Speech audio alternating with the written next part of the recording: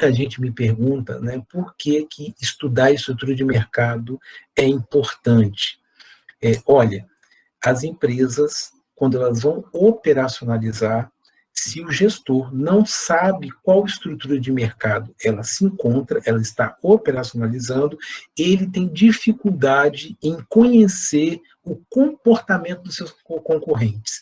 Porque eu identificando a estrutura de mercado onde a minha empresa está atuando, eu consigo ter os parâmetros de informações, né, de como as empresas concorrentes vão se comportar, dada, né, uma alteração em alguma variável que compõe o mercado. Então, isso é fundamental, eu saber, né, que estrutura é aquela, porque a gente já conhece mais ou menos as características dela, e aí fica mais fácil, né, para que a gente possa conhecer. A gente vai dar um passo em termos de estratégia, e aí, então a gente já sabe mais ou menos como que os concorrentes, em tese, se comportaria, e aí a gente pode oferir ganhos maiores, né, naquela interação no mercado, tá bom? E aí eu tenho certeza que vocês já leram o texto, se deliciaram com esse texto muito bem escrito, né? E nós temos que esclarecer algumas coisas, né? A estrutura de mercado é um exercício de aproximação, não é uma ciência exata. O que eu vou fazer? Eu vou pegar uma empresa, olhar as características daquela empresa, e verificar em qual estrutura ela está mais próxima, qual estrutura eu posso classificá-la. Fazer uma classificação da estrutura de mercado é algo parecido, como que nós chamamos de fazer uma tipologia. O que é fazer uma tipologia? Vamos supor que na nossa turma aqui, embora... não, tem um rapaz aqui, o Tarcísio, né? Então, na nossa turma aqui, se eu quiser fazer uma tipologia de gênero, né, apesar que no século XXI fazer tipologia de gênero é um desafio, mas eu vou fazer uma classificação básica de gênero aqui, né? Eu vou separar as meninas dos meninos. Então, veja bem, se eu vou pegar o seguinte, olha, eu vou pegar os alunos, né, os alunos que têm as características das meninas, vou colocar num grupo. Ou os alunos que têm as características dos meninos, eu coloco em outro grupo. Isso é fazer tipologia, isso é classificar, entendeu? É um exercício de aproximação, né? Se tem as características, né, das meninas, você pertence ao grupo das meninas. Se tem algumas características dos meninos, você pertence ao grupo dos meninos. E você vê que isso não é uma ciência exata, né? É um exercício de aproximação, é isso que a gente vai estar fazendo. É a mesma coisa que a gente vai fazer aqui quando a gente classifica uma empresa e enquadra ela em uma das estruturas de mercado. A estrutura de mercado é um modelo econômico, é um modelo.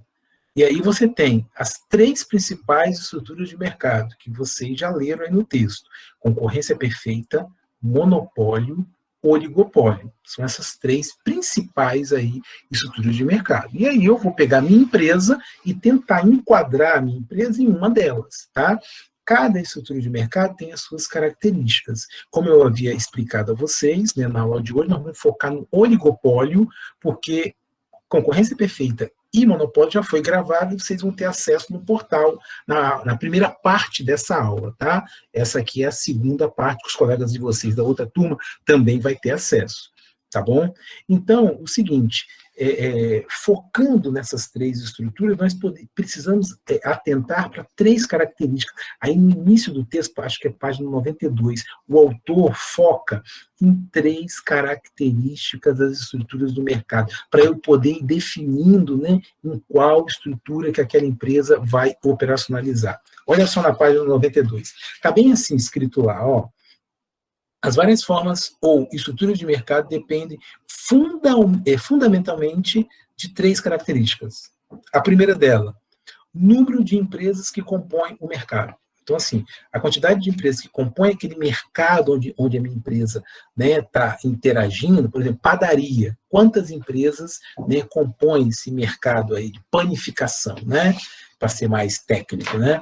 Quantas empresas? Então, eu vou definindo. Essa quantidade diz muito a respeito, né? Essa quantidade diz muito a respeito da estrutura onde a empresa pode estar operacionalizando. A gente vai ver isso daí. Qual outra? Tipo de produto, né? Se as firmas fabricam produtos idênticos ou diferenciados. Então, nós vamos olhar, observar o seguinte, olha, dependendo do tipo de produto, eu posso definir se é uma estrutura A ou se é uma estrutura B. Né? O produto pode ser o que alguns autores chamam de produto homogêneo, é aquele produto que não tem grande diferenciação. Né? Aí no texto aí até fala aí o cimento, poderia ser um produto. Eu sempre cito prego. Eu não compro prego porque é da empresa tal, da marca tal. Eu só não quero que ele enferruja, né? Mas aí o prego, para mim, eu vou pegar pelo preço, né? Mais barato eu vou estar comprando. Então, assim, isso é uma característica de um produto homogêneo. Eu tenho que estar buscando isso. Agora, o produto tem outros produtos que têm diferenciação. Pega o celular, né? A resolução da câmera do celular já dá um diferencial para outros celulares, né? Outros smartphones. Então, isso aí enquadra o produto num produto diferenciado. Ele tem um elemento que vai diferenciar de outro produto. Então, essas características, né, se o produto é homogêneo, ou seja, é um produto simples, sem grande diferenciação, ou se é um produto, né, com diferenciação, um produto que tem elementos que pode fazer com que eu prefira ele em detrimento de outro. Tá? Então, essa aqui é a segunda característica. E a terceira se existe, né, ou não barreiras de entrada a novas empresas no mercado. Isso aí, então, sim, são 3 características. Né? A questão de barreiras é o seguinte, olha, existem alguns mercados que existem barreiras, vários tipos de barreiras que impedem o ingresso de uma empresa. Vou dar um exemplo aqui para vocês. Ó, vamos supor que a gente pegue aqui dessa turma, vamos pegar nossa poupança, o dinheirinho que a gente tem guardado, todo mundo pega o dinheirinho que você tem guardado. Vamos supor, a gente monta um fundo, né? Pegamos o dinheirinho de cada um de vocês. Aí, vamos juntar em um fundo. Será que a gente pode construir uma empresa de telefonia e emitir sinal de telefonia, ofertar isso para o mercado? Podemos fazer isso? Se a gente fizer isso, nós vamos responder na justiça.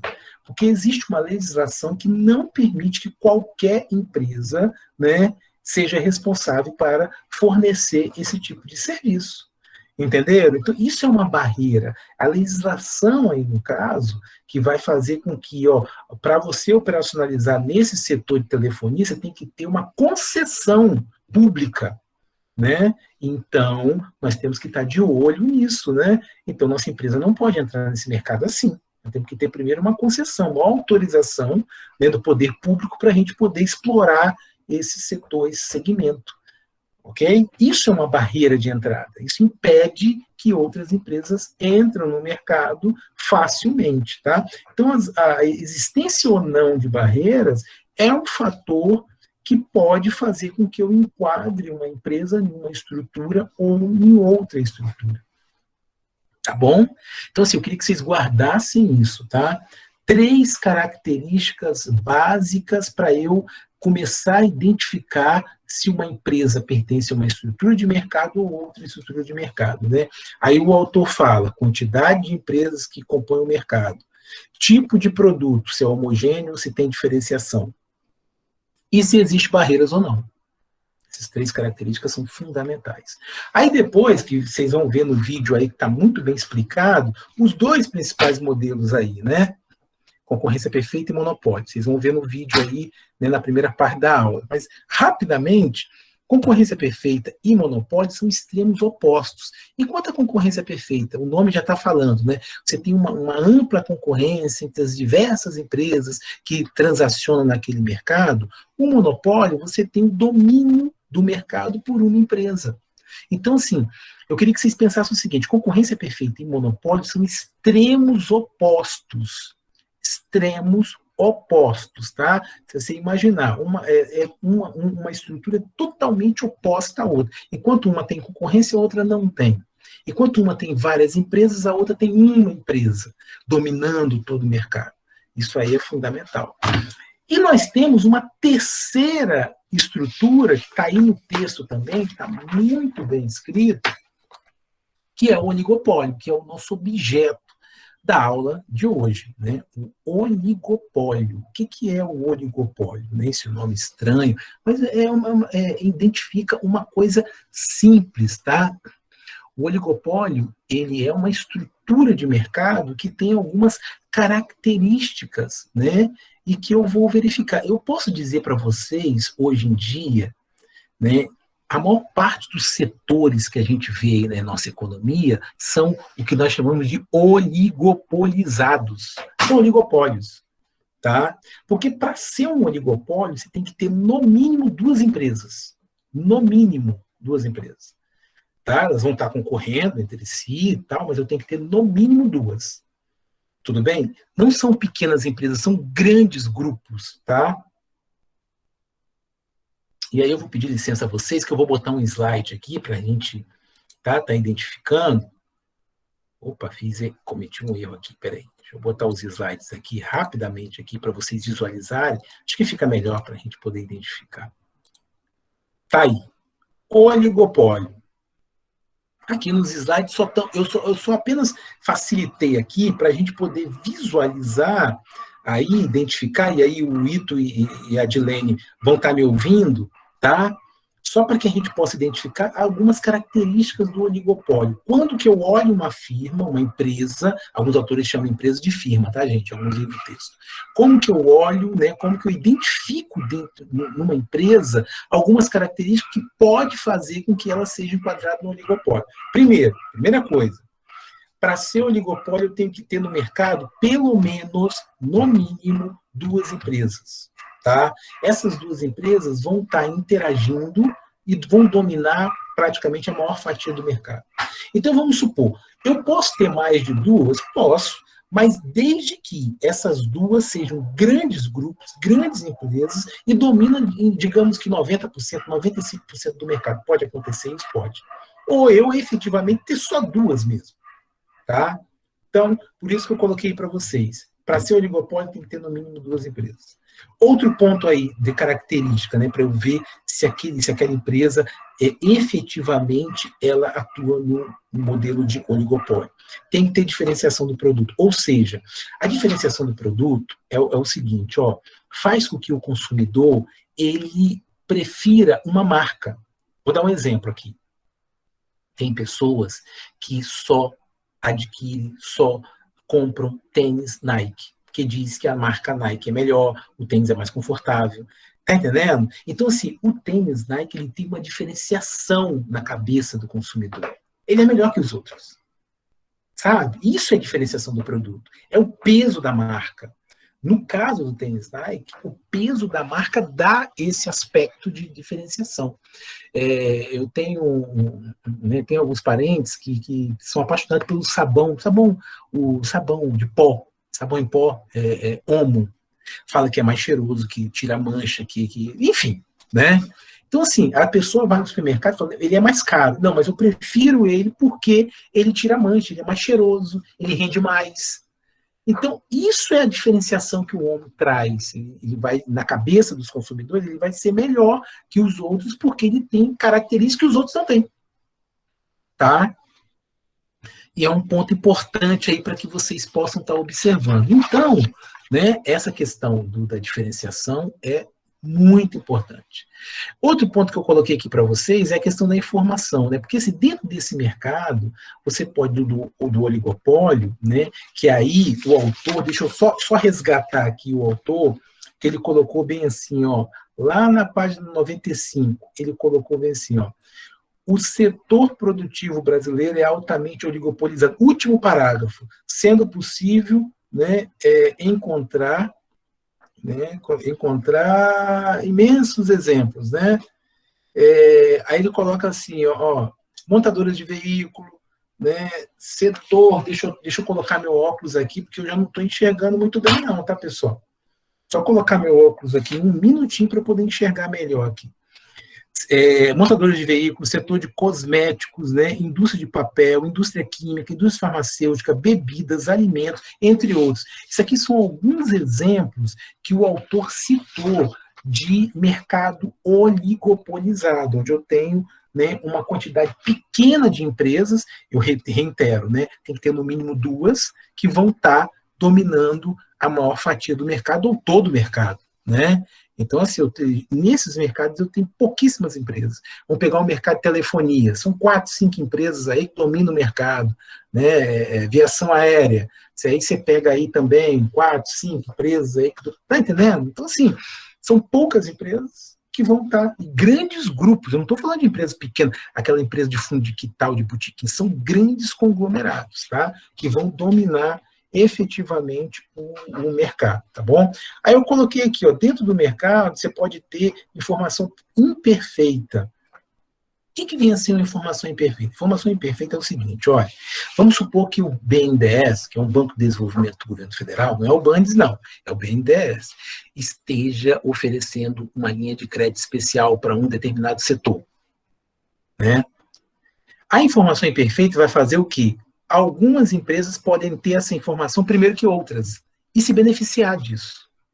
Por isso que o texto trata de empresas líderes e empresas satélites, né? As líderes são aquelas empresas que sempre estão na frente, que têm informação primeiro, tá? A satélite, ela acompanha a líder fez, ela vai repetir, vai fazer o mesmo, guardando as devidas proporções, entendeu? Então, assim, as empresas líderes dentro do setor de oligopólio, elas vão obter informações primeiro, vão obter esse tipo de, qualquer tipo de informação vem primeiro para elas. Por quê? Porque muitos executivos dessas empresas podem conhecer, né, executivos de alguns bancos, podem conhecer também políticos, podem conhecer pessoas influentes dentro do governo e tem informação privilegiada. A informação privilegiada ou informação imperfeita é aquela que vem primeiro e faz com que a empresa tenha um ganho adicional em cima disso, em detrimento de outras. Tá? Esse é a questão. Uma outra característica aí do oligopólio que eu coloquei para vocês é que nele tem barreiras de entrada, né? As barreiras de entrada do oligopólio, na maioria das vezes, aí tem a questão da legislação que a gente citou, que pode travar a entrada, né? Eu citei aí a questão de telefonia, e tem também a estrutura de capital. O que é a estrutura de capital? Gente, pega a indústria automobilística, toda robotizada, já viram uma linha de produção? A indústria automobilística, toda robotizada, né, e tal. Então, galera, essa indústria, né, ela tem uma característica de que, para operacionalizar lá, você tem que ter um volume de capital muito elevado. Então, nossa empresa que a gente montou no início da aula, lembra? Pegar a poupança de todo mundo, montar uma empresa para concorrer. Nossa estrutura de capital é pequena. Nós não temos como fazer frente a uma indústria automobilística pesada, consolidada. Então, por isso que a barreira de entrada de um oligopólio, né, costuma ser a sua estrutura de capital pesada, né, forte, tá entendendo? Tá? Então, isso é importante vocês destacarem também. Um outro ponto que eu coloquei aí para vocês é a questão, né, da concorrência. Gente, vocês vão ver lá, vocês vão, depois que vocês tiverem acesso aí a questão da aula, né, em vídeo, da primeira parte, vocês vão verificar que lá na concorrência perfeita, a concorrência se dá via preço, basicamente, até porque o produto ele é homogêneo, ele é o mesmo, eu opto pelo menor preço, para eu poder comprar, não sou prisioneiro de marca. Aqui no oligopólio é diferente. A concorrência vai se dar, além do preço, com outros fatores, como propaganda, publicidade, campanhas pesadas de marketing, com promoção, com tudo. Aí se dá o nome de concorrência extra-preço, tá? Então, é a concorrência extra-preço, que extrapola, né, os parâmetros, né, a dimensão do preço em si. Né? Às vezes, a questão da propaganda, ela tem um peso maior de me convencer a consumir do que o próprio preço do produto. E eu sou convencido de que o Omo é o melhor sabão em pó que tem, porque ele lava, ele deixa a roupa branca, ele tem um cheiro mais gostoso, ele tá entendendo? As pessoas são convencidas. Isso aí é um marketing pesado na minha cabeça, falando todo dia isso. Eu ligo a televisão, o cara fala isso. Eu ligo o rádio, o cara fala isso. Eu encontro a vizinha lá na rua, ela fala isso também. Eu vou chegar e falar bem assim, gente, meu Deus, o homem é melhor. Tá? Então, essa concorrência extra-preço, que se dá através de outras variáveis, é uma característica do oligopólio. Então, eu tenho que analisar se na minha empresa, onde ela está operacionalizando, tem isso. Tá? E para eu enquadrar a minha empresa aqui nessa estrutura, ela não precisa ter 100% todas as características. Ela tem que ter o quê? A maior parte das características. Lembre-se que isso não é uma ciência exata, tá bom?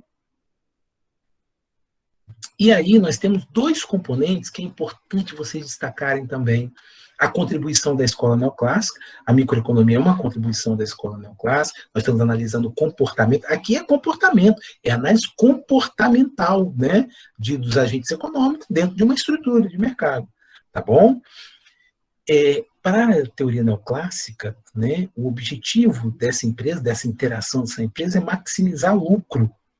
Mas tem uma outra contribuição de uma outra teoria, a teoria da organização industrial, que ele traz a questão do markup, né? A questão do poder de oligopólio que a empresa tem. Vou traduzir isso, markup, poder de oligopólio que a empresa tem. Porque a teoria do markup vai falar o seguinte, não, a empresa ela tem o lucro como consequência, né? Não é o objetivo principal, como os neoclássicos dizem. Ele vai falar o seguinte, o objetivo principal da empresa é o quê? É maximizar, né, vamos colocar assim, o markup. A markup é uma margem que você vai cobrar além do custo. Então ele fala aqui, eu até coloquei em vermelho aqui para vocês, o preço ele vai ter um componente, vai ser o seguinte, vai ser 1 mais M, M é um fator que somado a 1, né, vai dar o que? Um índice que você multiplica pelo custo, tá? E com certeza o preço do produto vai ser bem maior do que o custo. Isso aqui é a margem do empresário. É a margem que ele vai expressar. Quanto mais poder de oligopólio aquela empresa tiver, maior é essa margem que ele pode dar. Então, vou dar um exemplo. Por exemplo, o empresário pode cobrar o quê? Um pacote lá do Omo, R$40, R$50. Tá? Aí você pega um sabão, qual um sabãozinho bem fraquinho, Surf, acho que tem um Surf, acho que foi o que eu comprei semana passada, Surf. Você compra por R$15, R$12, do mesmo tamanho, mesmo volume, tudo. Tá? Eu estou exagerando aqui, mas vocês devem visualizar isso dentro dos supermercados. Então, assim, por que um custa 40 e o outro custa 15? É um markup, é o poder de oligopólio que a empresa que produz o Omo tem, que ela pode colocar uma margem bem maior, que vai ter gente que vai comprar o Omo. Sabe? Então, assim, essas questões são fundamentais. Deixa eu só ver se tem alguém querendo entrar aqui. De repente tem alguém querendo entrar aqui, eu tô, não tem não, né? Então, tranquilo. Só um pouquinho aqui nessa posição aqui, pessoal. Então, assim, o poder do markup é isso, o oligopólio, o empresário fica estudando até que ponto eu posso chegar e aumentar a minha margem de tal forma, né, que eu vou continuar tendo aquela demanda e vou aumentar meus ganhos, aí sim, meu lucro passa a ser consequência. Então, essa é a teoria. Para a escola neoclássica, para eles não. Para eles o empresário quer lucro, basicamente. Não tem nada de markup. Né? Ele vai buscar lucro dentro do seu oligopólio. Então, são dois pontos de vista, né, que dentro da estrutura de mercado, ali o oligopólio, que é importante vocês, né, destacarem aí nas anotações de vocês, lembrando que o markup pode ficar mais claro, é a margem, né, que o empresário oligopolista, né, ele vai inserir no preço do produto. Quanto mais poder ele tem, maior a margem ele pode colocar e tem um ganho maior também. Essa é uma análise que vem da teoria da organização industrial, tá? Que é uma outra possibilidade. Lembra que eu falei que temos várias escolas de pensamento econômico, a gente estudou algumas, né? Eu falei que duas são as mais importantes, né? O clássico, a keynesiana, aquele papo todo que vocês já conhecem, tá? Mas isso aí é a contribuição deles. Tá bom, pessoal? Dúvidas até aí, galera? Deixa eu parar um pouquinho aqui a apresentação. Dúvidas até aí? Tá dando para acompanhar? Tranquilo. Vocês leram o texto? Turma boa, né? Turma boa, hein? esse segundo período, né? Já leram o texto, né? Já estão dominando tudo, beleza. Aí a gente fecha a primeira parte, que é do oligopólio. E esse é o ponto, né, mais importante do oligopólio. Tá? São os pontos mais importantes. Eu olho a minha empresa, verifico como que ela interage dentro do mercado, vou buscando as características. Ah, o mercado tem poucas empresas transacionando, são grandes grupos. Olha só, já está ficando forte ele ser classificado como um oligopólio. Né? O produto é diferenciado. Tem a questão da marca, né, da qualidade, que eu acho que é mais. Então, está muito próximo de ser um oligopólio. Está mais próximo de ser um oligopólio que ser uma concorrência perfeita. Tá? Ok, pessoal? O autor trata de uma outra questão. Vocês devem ter lido aí no texto. Lucro normal e lucro extraordinário. Está aí no texto aí. Ele trata disso aí dentre lá desde a concorrência perfeita, lucro normal e lucro extraordinário. Vamos entender bem o que é isso? Lucro normal e lucro extraordinário. Ó, o Ito está me perguntando aqui, professor, deixa eu ler aqui, peraí, Ito. Professor, o senhor vai postar essa... Sim, Ito, estou gravando, tá? A equipe já está editando a primeira parte, e essa parte vai ser editada, vai ficar disponível. Como a gente já fez anteriormente aí, uma aula ser desmembrada em duas, primeira parte e segunda parte. Essa aula vai ser disponibilizada para vocês, com certeza. Depois também eu deixo os slides, tá? Os slides também, eu vou deixar lá com material de apoio para que vocês possam estar consultando. Pode ficar tranquilo, tá, Ito e demais colegas. Então, pessoal, o lucro normal e o lucro extraordinário. Deixa eu só colocar um slide aqui para vocês, para a gente poder, né, identificar. Olha só que legal. Deixa eu ocultar aqui, colocar aqui maior. Olha só. Então, vamos lá. Primeiro, né, nosso objetivo é saber onde que eu tenho lucro extraordinário e onde que eu tenho lucro normal, analisando duas estruturas, concorrência perfeita e oligopólio. Tá? Ok? Nós vamos estar falando de curto prazo, né? E vamos estar falando do longo prazo. Aí eu queria que vocês buscassem aquele conhecimento de vocês, que curto prazo, né? Pelo menos um fator de produção fixo. No longo prazo, todos os fatores de produção são flexíveis, os fatores de produção são capital e trabalho, uma discussão que a gente já teve anteriormente, tá? Então, é o seguinte, aí ele está querendo dizer o seguinte, primeiro vamos definir o que é lucro normal e lucro extraordinário. Lucro normal. Lucro normal é aquele lucro que está próximo da média de lucro do mercado. Vamos supor, setor de panificação. Aí nós identificamos o setor de panificação do Espírito Santo. A gente viu que ao longo da história, o setor de panificação costuma ter um lucro médio em torno de 10 mil reais. Um exemplo, 10 mil reais. Tá? Aí o que acontece? Em algum momento, devido a algum desenvolvimento tecnológico, variáveis exógenas, lembram? Devido a algum desenvolvimento tecnológico, devido a algum ganho de escala via, né, uma melhora nos processos de produção, de prestação de serviço, o lucro normal começa a aumentar. O cara sai de 10 mil, passa a ser em torno de 90 mil, em pouco espaço de tempo. Então, esse lucro que era normal, próximo da média, dá um salto. E aí nós dizemos que esse lucro se transforma em lucro extraordinário. O que é extraordinário? É um lucro bem acima do normal. Tá? Então, o lucro extraordinário é aquele lucro oferido, né, que ele deu um salto comparado com o lucro normal, que é aquele lucro médio, né, que as empresas do setor operacionalizam.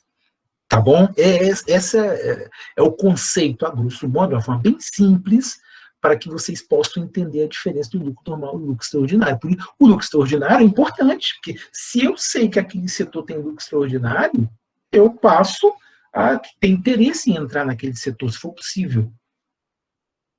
Tá? Ok? Então, vamos lá. Aí eu começo, olha só, geralmente as empresas iniciam tendo lucro normal, né? Você entra no setor, você inicia e você vai ter lucro normal. Então, dentro de... Aí não importa se eu estou no modelo de concorrência perfeita ou oligopólio, eu vou ter lucro normal. Então, eu digo que o lucro normal, eu posso ter, né, eu vou ter esse lucro normal no curto prazo, né, de ambas as estruturas. Vamos lá na concorrência perfeita? No curto prazo, eu tenho lucro normal. Só que devido ao que nós falamos, um desenvolvimento tecnológico, uma melhoria dos processos de produção, que vocês conhecem bem, pode acontecer que no curto prazo mesmo, dê um salto. E aí eu passo a ter lucro extraordinário.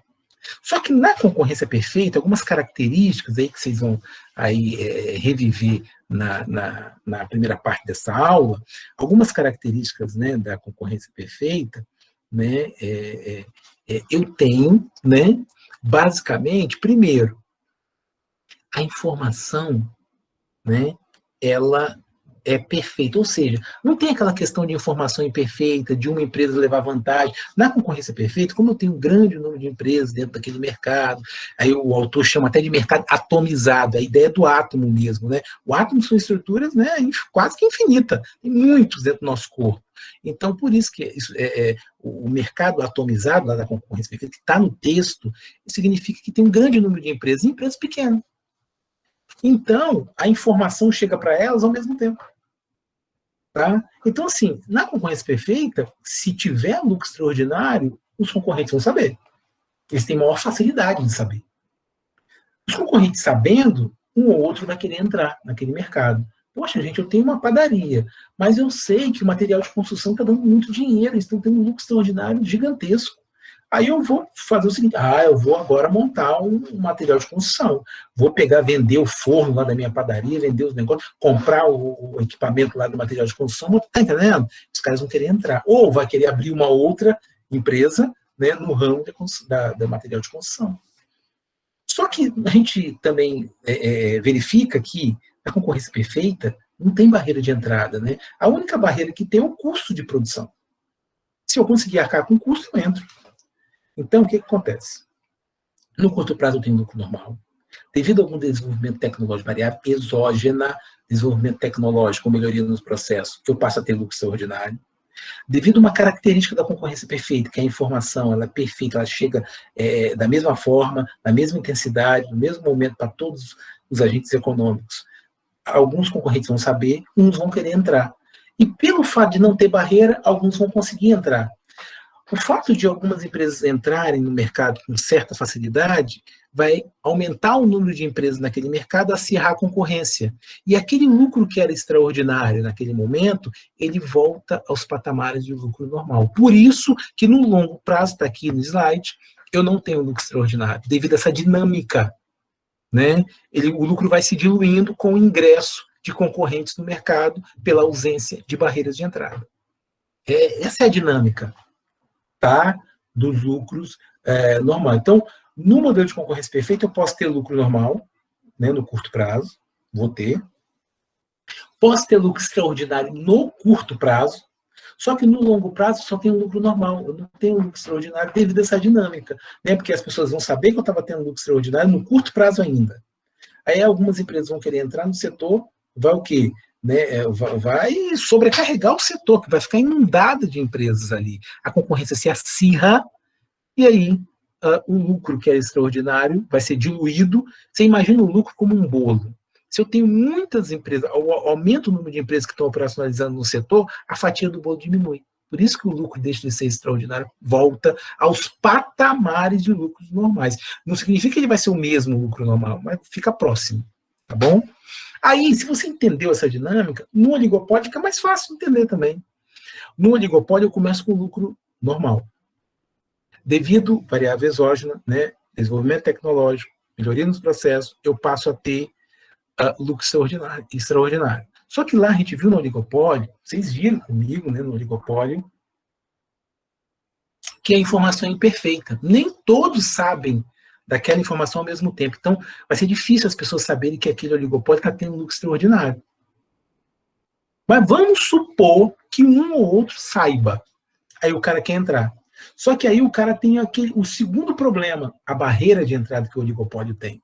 Pode ser legislação, pode ser estrutura de capital gigante. Então as empresas não vão conseguir entrar no mercado oligopolizado, vão ter dificuldade. Por isso que o lucro extraordinário que começou no curto prazo, ele pode passar para o longo prazo. Então, no modelo de oligopólio, eu posso ter lucro extraordinário no curto e no longo prazo, também devido à dinâmica, né, da sua estrutura. Tá, pessoal? Deixa eu voltar para cá, parar essa programação aqui. Ok, pessoal? Então, basicamente, a discussão de lucros normais, lucros extraordinários, é essa, né? Aí alguém deve estar se perguntando aí, Ricardo, por que que eu não analiso, né? Por que que eu não analiso? A Karen botou aqui, ó, Ito pede para avisar que está com falha na conexão residencial, ao Ito, né, o Karen?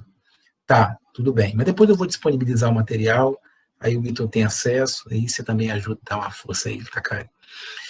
Ricardo, por que que eu não analiso lucro normal e lucro extraordinário no monopólio? Né? Vocês poderiam estar perguntando aí. Vocês vão ver, quando vocês verem a aula completa, que o monopólio não tem concorrência. Então não faz sentido eu analisar lucros extraordinários, porque ele vai ter lucro extraordinário em qualquer lugar, porque não tem concorrência lá. Esse é um detalhe importante para vocês guardarem. Tá bom? Pessoal, basicamente nossa discussão era essa.